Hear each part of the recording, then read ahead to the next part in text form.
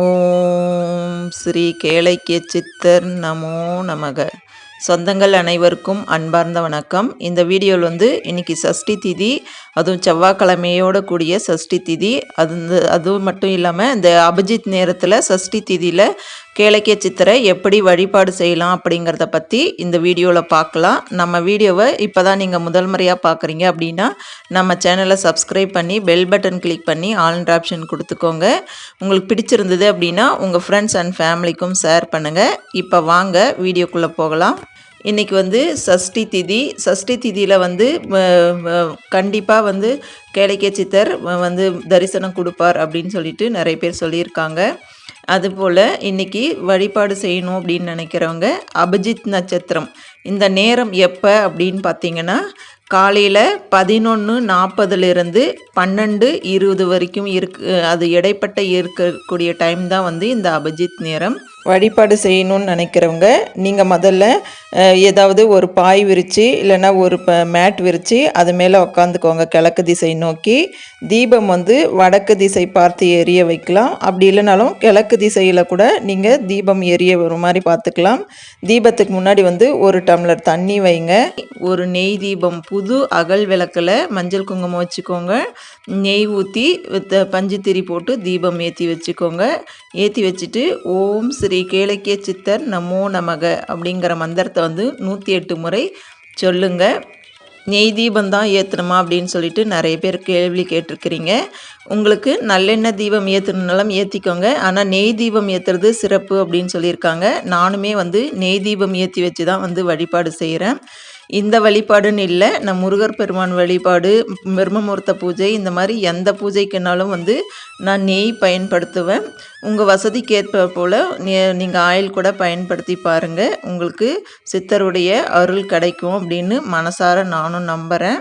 நம்பிக்கையோடு இந்த மந்திரத்தை சொல்லுங்கள். இந்த சஷ்டி திதியும் இந்த அபிஜித் நேரத்தை யாரும் தவற விடாதீங்க.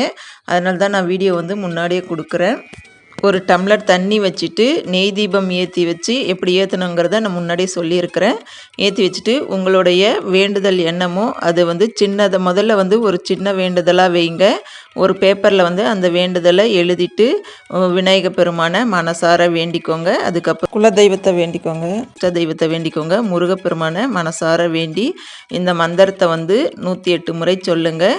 உங்களால் முடியும் அப்படின்னா 1008 முறை சொன்னீங்க அப்படின்னா அந்த அபிஜித் நேரம் முடியறதுக்குள்ளே சொன்னீங்க அப்படின்னா ரொம்ப சிறப்பாக இருக்கும். கண்டிப்பாக உங்களுடைய பிரச்சனை 2 நாளில் தீரும். நம்பிக்கையோடு செய்யுங்க, நல்லதே நடக்கும்.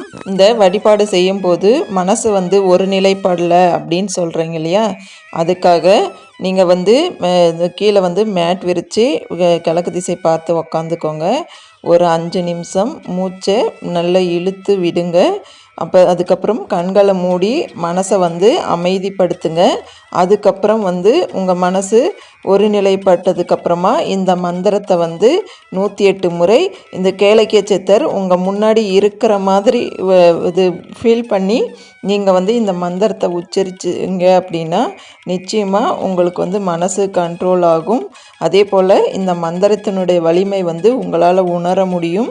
இப்படி செஞ்சு பாருங்கள், உங்களுக்கு நல்லதே நடக்கும். அதே போல் அந்த தண்ணியை மந்திரம் சொல்லி முடிச்சதுக்கப்புறம் வாயால் 3 முறை ஊதிட்டு அதுக்கப்புறம் அந்த தண்ணியை எடுத்து குடிச்சிக்கோங்க.